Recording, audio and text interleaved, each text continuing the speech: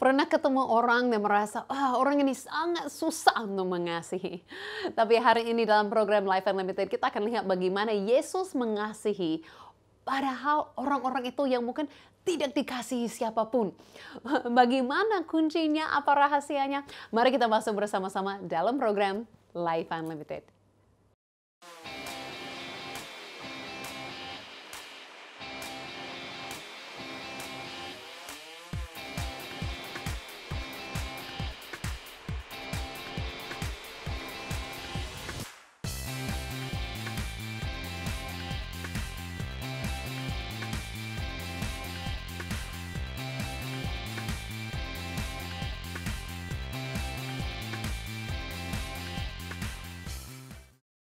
Ya, halo kepada semua pemirsa dan welcome back ke program Life Unlimited bersama dengan saya, Susan Hoover.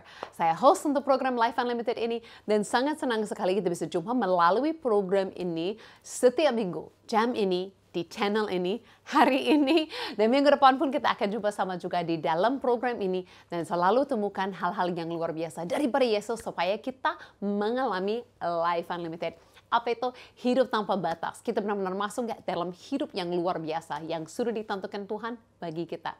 Dan kita sudah lama masuk dalam siri seperti Yesus, di mana kita temukan hal-hal Yesus itu seperti apa. Dan hari ini saya akan kasih judul dalam hal seperti Yesus ini dalam hal bahasa Inggris. Apa itu adalah loving the unlovables. Mengasihi orang yang kita merasa mustahil untuk mengasihi. Kan bahasa Indonesia-nya panjang banget ya. Oke, jadi kita akan masuk dalam program yang Loving Unlovables ini dalam bahasa Inggris sebentar lagi. Tapi sebelumnya saya mau memang mengingatkan pemirsa semua bahwa setelah program ini bisa hubungi kami. Ada tim Life Unlimited yang siap untuk jawab pertanyaan, ceritakan Yesus lebih dalam atau doa mereka yang perlu didoakan. Dan setiap bulan ada kesaksian-kesaksian dari mereka yang hubungi kami dan apa yang Tuhan lakukan dalam kehidupannya. Bahkan hari ini saya lihat ada kesaksian dari seorang ibu di Flores. Kemarin dia minta doa untuk anaknya dan menantunya yang sedang tidak baikan dan tidak saling bicara. Selanjutnya kita berdoa. Dan diberi kabar, selanjutnya diberi kabar kalau anaknya sudah berdamai dengan menantunya. Artinya sudah ada damai di dalam keluarga ini.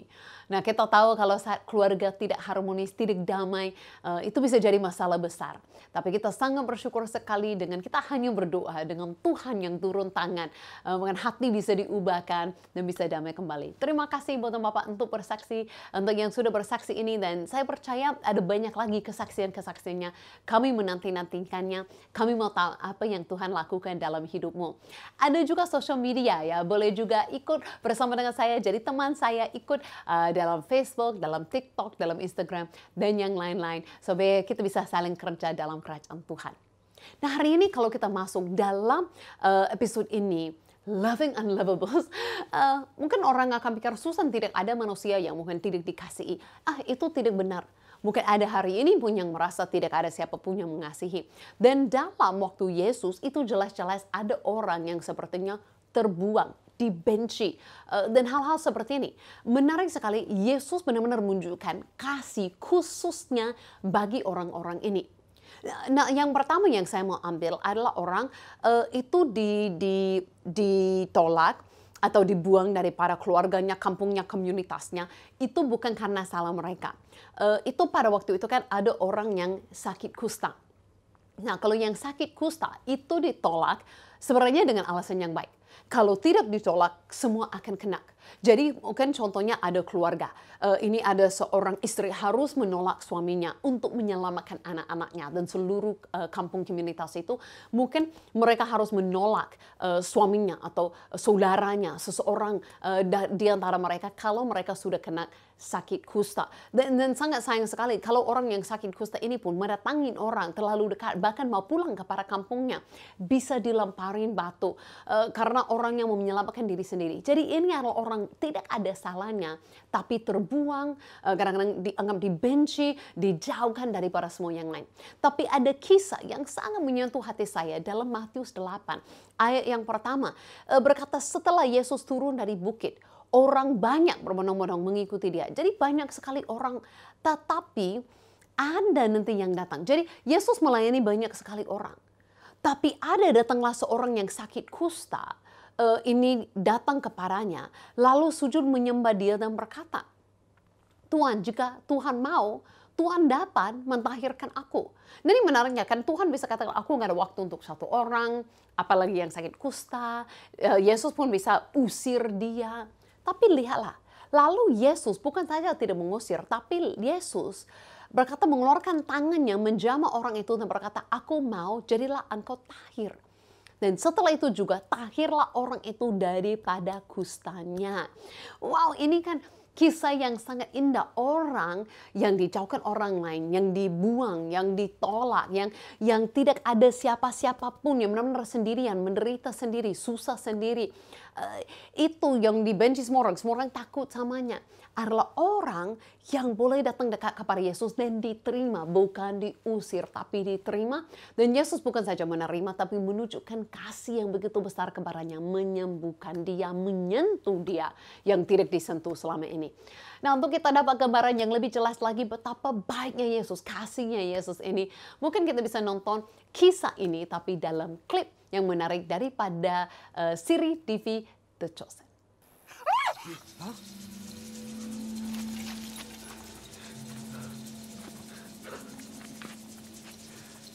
It's a leopard. Stay back. Cover your mouth. Don't breathe his air. Don't come any closer. It's okay, John. It's okay. Rabbi, Rabbi, you cannot. His disease. You.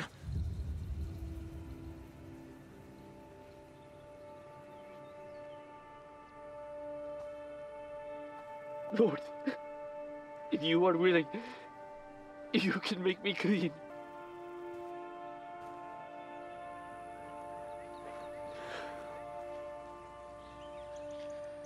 I am willing.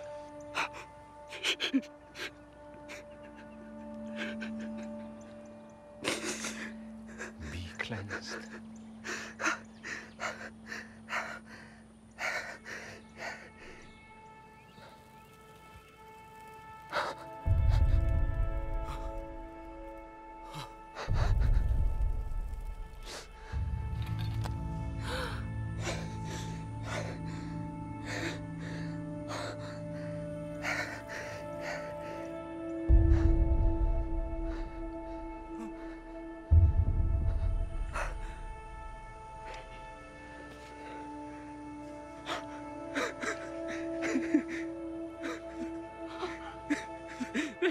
Thank you.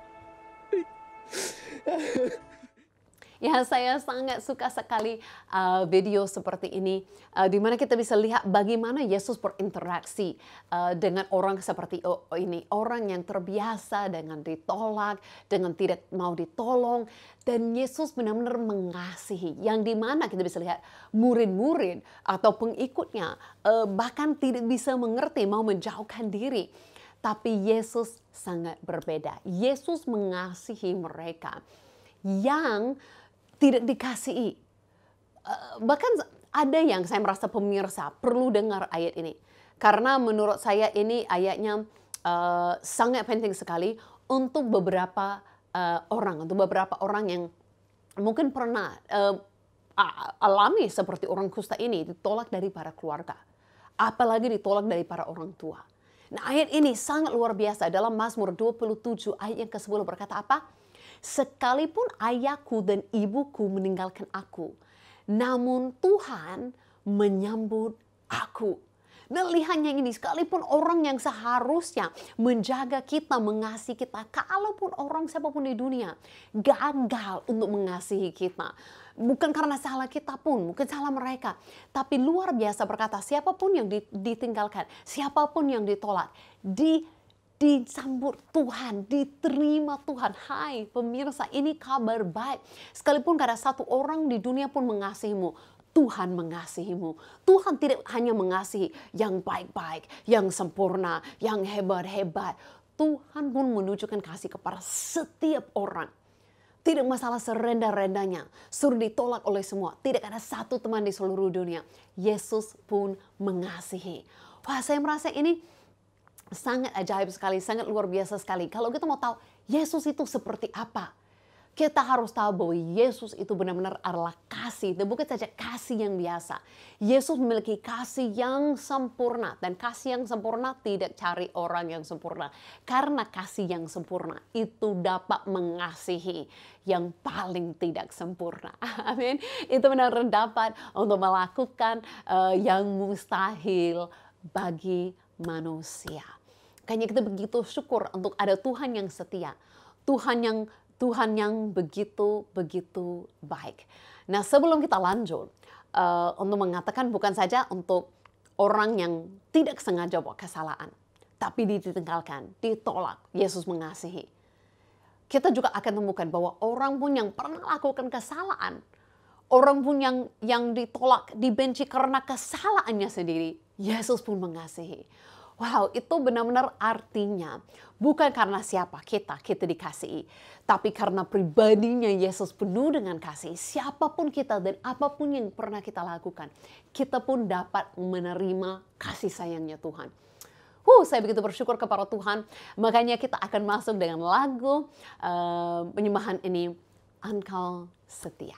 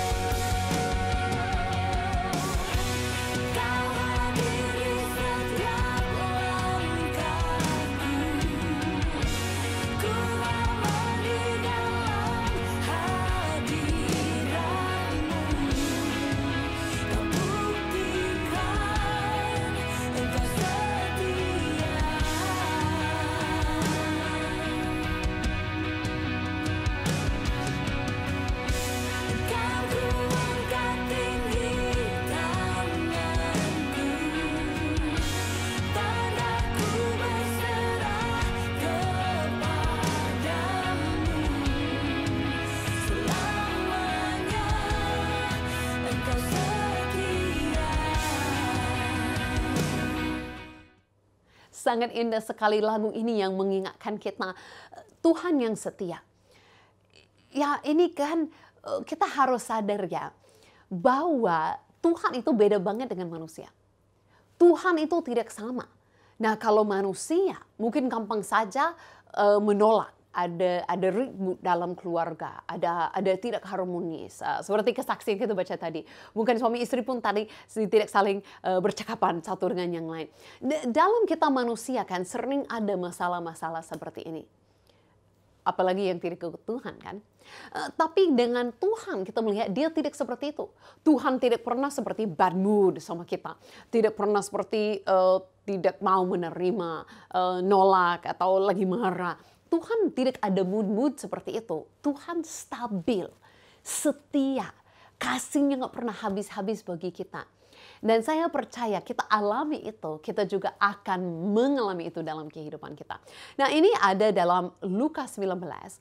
Seperti saya bilang tadi, bukan saja Yesus mengasihi yang bukan karena salah mereka ditolak, mereka orang yang tidak dikasih orang lain.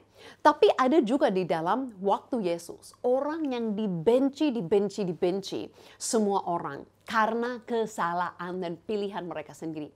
Nah, salah satu kelompok orang yang paling dibenci waktu Yesus adalah orang pemungut cukai. Itu adalah orang kan yang ambil cukai pajak.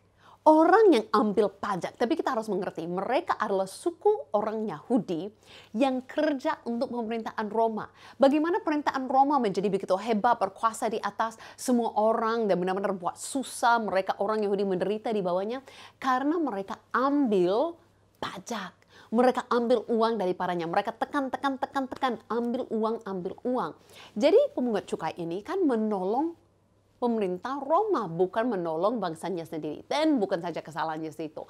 Saat mereka ambil menolong yang lain, untuk buat susah bangsanya sendiri, mereka pun nipu dan ambil curi-curi duitnya. Wah, dua alasan. Jadi mereka benar-benar dibenci.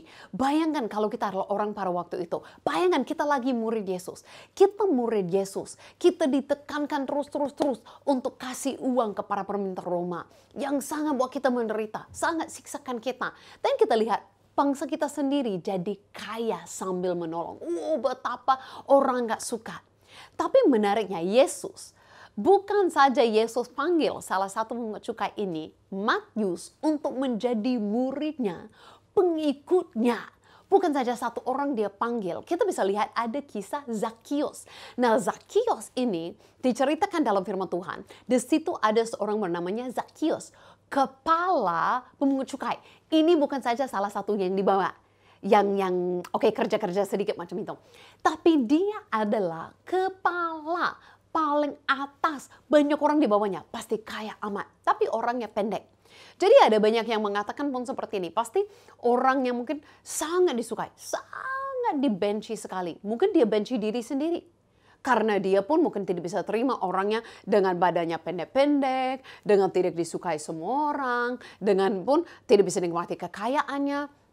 Nah, berkata dia mau lihat Yesus, tapi memang kita tahu mungkin kisahnya tidak dapat lihat Yesus karena terlalu banyak orang, dia sangat pendek, dia naik pohon.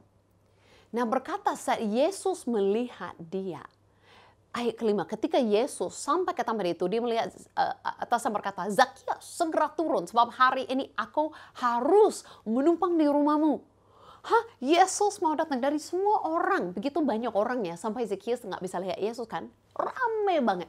Yesus bisa pilih di situ, yang sangat saleh, yang sangat baik hati, yang disukai semua orang.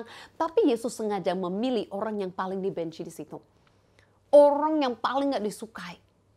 Kan? Dan lalu Zakheus segera turun dan menerima Yesus dengan sukacita.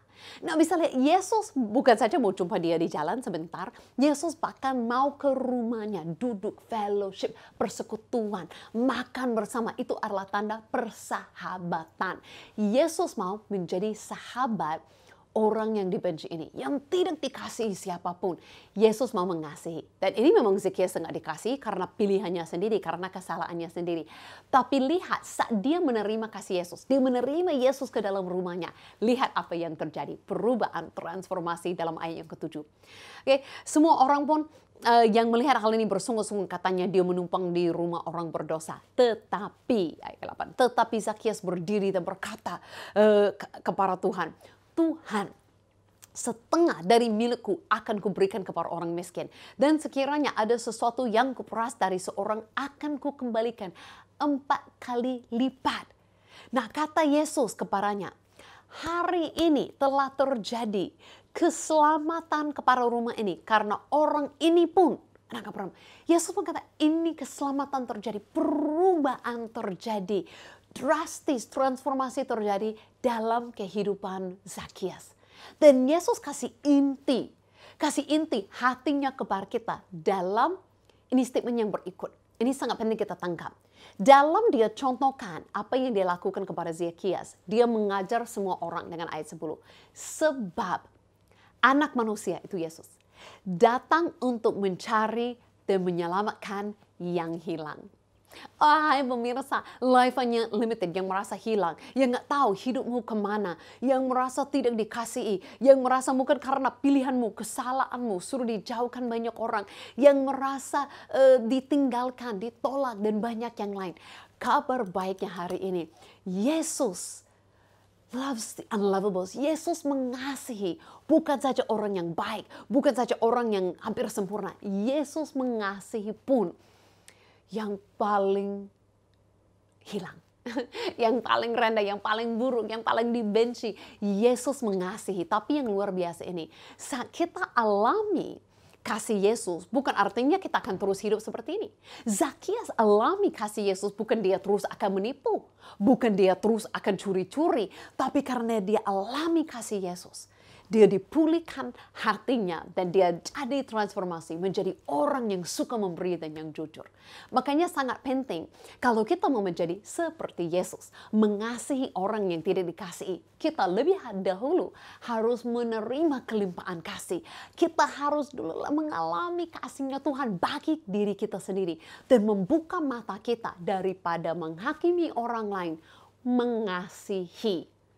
Dengan menghakimi, apakah kita pernah ubahkan siapapun? No. Tapi dengan mengasihi, bisa buat perubahannya begitu besar. Untuk kita mungkin mengerti hal ini, ingat ada ayat firman Tuhan yang dituliskan doa oleh Rasul Paulus yang dituliskan kepada kita. Itu dalam Efesus 3. Nah, kalau kita mau tahu kira-kira di mana Rasul Paulus tuliskan ini kepada siapa jemaatnya, bisa ikut saya ke kota ya suratnya yang ditujukan kepada mereka. Itu di Efesus, ikut saya dalam video klip yang singkat ini. Saat Yohanes ada di Pulau Patmos, pulau di mana saya berdiri saat ini, dia menulis kitab Wahyu. Nah, kitab Wahyu itu dia menulis dan dia mau kirim kepada 7 gereja yang ada di Turki. Negara yang saya bisa pandang dari atas bukit pulau ini. Nah, salah satu surat yang terkenal sekali adalah saat dia menulis kepada gereja yang ada di Efesus. Dia berkata kepada mereka, kalian sudah bertahan, kalian sudah panjang sabar, kalian sudah lakukan banyak hal. Tapi satu hal yang kurang, di mana kalian sudah seperti hilang kasih yang mula-mula, cinta yang mula-mula kepada Yesus. Nah, ini saya merasa satu ingatan yang baik bagi kita semua. Bagaimana sering mungkin kita berjalan, kita taat, kita ikut Tuhan, kita lakukan banyak hal. Dan kita mungkin merasa sudah cukup bagus. Tapi sebenarnya yang Tuhan minta daripada kita adalah bukan saja untuk lakukan perbuatan. Tapi dia minta daripada kita, dia mau kita benar-benar alami kasihnya, benar-benar jatuh cinta dengan dia, benar-benar semangat, bergiat, passion dengan dia. Dia tidak mau kita hanya ikut semua seperti jadi bosan, lakukan saja. Ini adalah satu ingatan yang sangat baik, di mana Tuhan katakan, kembali lagi kepada cinta mula-mula. Kembali lagi jatuh cinta dengan Yesus. Kembali lagi benar-benar rasakan dan punya giat passion dengan dia. Di mana kita benar-benar alami dia. Dan semuanya dari dalam. Kalau kita lakukan perbuatan di luar, itu semuanya karena sesuatu yang di dalam mendorong kita. Karena hubungan yang intim dengan dia.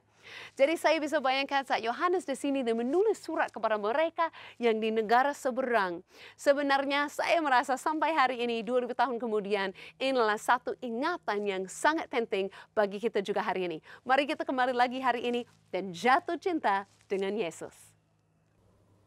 Mari saya baca ayatnya. Berkata, aku berdoa supaya kamu bersama-sama dengan segala orang kudus. Kan itu kita semua. Kita semua orang yang sudah dikuduskan, Yesus berkata apa? Dapat memahami betapa lebarnya dan panjangnya dan tingginya dan dalamnya kasih Kristus. Dan dapat mengenal kasih itu. Sekalipun itu melampaui segala pengetahuan. Aku berdoa supaya kamu dipenuhi di dalam seluruh kepenuhan Allah. Nah berkata ini, doanya apa? 2 hal. Untuk kita memahami betapa besar kasihnya Tuhan itu. Wow, lihat betapa lebarnya, panjangnya, dalamnya. Kita bisa lihat kasih Tuhan begitu besar bagi kita. Dan kedua, mengenal kasih itu. Sekalipun kasih itu lebih daripada logika. Berkata mungkin kita tidak pernah akan mengerti. Kita tidak pernah akan berkata di sini itu lebih daripada pengetahuan. Itu melampaui pengetahuan. Mau logika akan kasih Tuhan, tidak bisa. Karena logika manusia berkata apa? Harus lakukan sesuatu yang buat kita layak dikasihi. Kalau saya baik kepadamu, kita sudah keluarga, kita sudah sahabat, baru saling mengasihi. Tapi Tuhan berbeda. Berkata dalam firman Tuhan, saat kita masih setuju dengan Tuhan, dia pun sudah mengasihi kita. Kasih yang tidak logika, tidak memahami, tidak bisa mengerti, pengetahuan tidak dapat memahami. Tapi kita tetap bisa mengenal dan mengalami kasih itu kuncinya. Jangan coba pikir apa yang membuat saya dikasih Tuhan. Gak ada. Sebelum kita lahir pun Tuhan sudah mengasihi kita. Sebelum kita lakukan yang baik, yang tidak baik. Bahkan kita pun lakukan kesalahan seperti Zakius. Tuhan tetap mengasihi kita. Tapi ini doa saya, saat kasih itu masuk ke dalam hati kita, pasti di situ saat kita mengenal kasihnya, kita tidak akan sama lagi. Kalau kita sudah dikasih Tuhan, tidak mungkin kita tetap mau menghakimi, mau mencuri, mau menyakiti orang lain. Tapi apa yang kita terima dari para Tuhan, mengenal kasih yang begitu besar, akan membuat kita menjadi seperti Yesus. Sampai bukan saja mengasihi teman-teman, mengasihi mereka yang kelihatan gak dapat dikasihi, ya, yang mustahil dikasihi. Bahkan ada ini nasihat-nasihat daripada Yesus. Dalam Lukas 6, Yesus katakan seperti ini. Dan sebagaimana kamu kehendaki, supaya orang berbuat kepadamu, berbuatlah juga demikian kepada mereka. Dan jikalau kamu mengasihi orang yang mengasihi kamu, apa jasamu? Karena orang-orang berdosa pun mengasihi juga orang yang mengasihi mereka. Jadi Yesus pun katakan, kalau kita cuma lakukan yang baik, mengasihi orang yang mengasihi kita, apa itu? Gak berbeda. Itu bukan seperti Yesus. Nah, ayat 35. Tetapi kamu kasihlah, ini Yesus katakan, kita yang menjadi seperti dia, kasihlah musuhmu dan berbuat baik kepada mereka. Dan pinjamkan yang tidak mengharapkan balasan, maka upahmu akan besar dan kamu akan menjadi anak-anak Allah yang maha tinggi. Sebab ia baik terhadap orang-orang yang tidak tahu berterima kasih dan terhadap orang-orang jahat. Tuhan pun baik kepada orang yang tidak berterima kasih. Tuhan pun mengasihi orang yang jahat. Wow, itu luar biasa. Siapapun kita yang nonton hari ini, mengertilah Tuhan mengasihimu. Nah, bukan Tuhan mengasihi perbuatanmu yang jahat. No, Tuhan tidak suka itu. Tuhan tidak mau kita menyakiti orang lain. Tapi pribadimu dia mengasihi. Sekalipun melakukan itu. Dan dia mau menolongmu untuk keluar daripada itu. Untuk nikmati kebaikannya dan ditransformasikan menjadi seperti dia. Nah, dia katakan pun ayat 36, hendaklah kamu murah hati sama seperti Bapamu adalah murah hati. Kenapa kita bisa menjadi seperti Yesus? Kenapa kita bisa pun mengasihi musuh, mengasihi orang yang mustahil dikasihi? Karena kita lebih dahulu menerima kasih daripada dia. Yesus yang mati bagi kita. Yesus yang tidak menghakimi kita. Tapi justru menjadi korban bagi kita. Ambil hukuman mati bagi kita. Dan bangkit dari kematian, naik ke surga. Dan hadiratnya, rohnya turun kepada kita siapapun yang percaya kepadanya. Supaya kita juga terima kelimpahan lebarnya, tingginya kasih ini. Ini mengubahkan kita. Dan kita juga bisa menunjukkan kepada orang lain. Wow, luar biasa sekali. Tuhan pun mengasihi kita, saat kita pun musuhnya. Supaya kita yang terima kasihnya bisa mengasihi musuh-musuh kita. Mari kita berdoa. Tuhan, terima kasih untuk setiap orang pemirsa, siapapun mereka, dimanapun mereka berada, apapun yang terjadi dalam kehidupannya. Dan saya berdoa saat ini, sama seperti kita baru baca. Aku berdoa supaya mereka dapat memahami betapa besarnya kasih-Mu bagi mereka. Dan mereka dapat mengenal kasih-Mu yang tidak logika, kasih-Mu yang terlalu baik bagi kami. Dan ini akan mereka alami, dan ini ubahkan mereka Tuhan. Supaya mereka menerima pewahyuan Engkau mengasihi mereka, dan ini juga akan membuat mereka mengasihi orang lain. Terima kasih di dalam nama Yesus. Amin. Semua katakan amin yang terima kelimpahan kasih Tuhan hari ini. Kalau program hari ini menolong saudara, boleh hubungi kami, saksikanlah. Kami juga ada untuk doakan dan lakukan semua yang lain. Sampai kita jumpa lagi minggu depan di program ini. Saya Susan Hoover mengucapkan thank you all. God bless you. Bye.